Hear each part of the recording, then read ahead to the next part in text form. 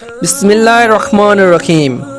جس کے پاس مال ہو اور اس کی زکوٰۃ نہ نکالتے ہوں تو اللہ تعالیٰ کے نزدیک بڑے گناہ گار ہیں، قیامت کے دن اس پر بڑا سخت عذاب ہوگا۔ رسول اللہ صلی اللہ علیہ وسلم نے فرمایا، جس کے پاس سونا چاندی ہو اور اس کی زکوٰۃ نہ دیتا ہو، قیامت کے دن اس کے لیے آگ کی تختیاں بنائی جائیں گی، پھر ان کو دوزخ کی آگ میں گرم کر کے اس کی دونوں کروٹیں اور پیشانی اور پیٹھ داغی جائیں گی،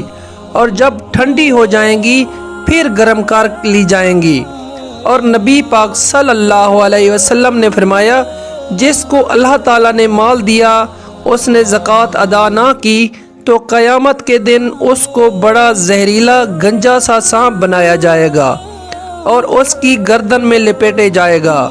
پھر اس کے دونوں جبڑے نوچے گا اور کہے گا، میں ہی تیرا مال ہوں، میں ہی تیرا خزانہ ہوں، خدا کی پناہ بھلا اتنے عذاب کون سہے گا۔ تھوڑی سی لالچ کے بدلے یہ مصیبت بھگتنا بڑی بے وقوفی کی بات ہے۔ خدا کی دی ہوئی دولت کو خدا کی راہ میں نہ دینا کتنی بڑی بے وقوفی والی بات ہے۔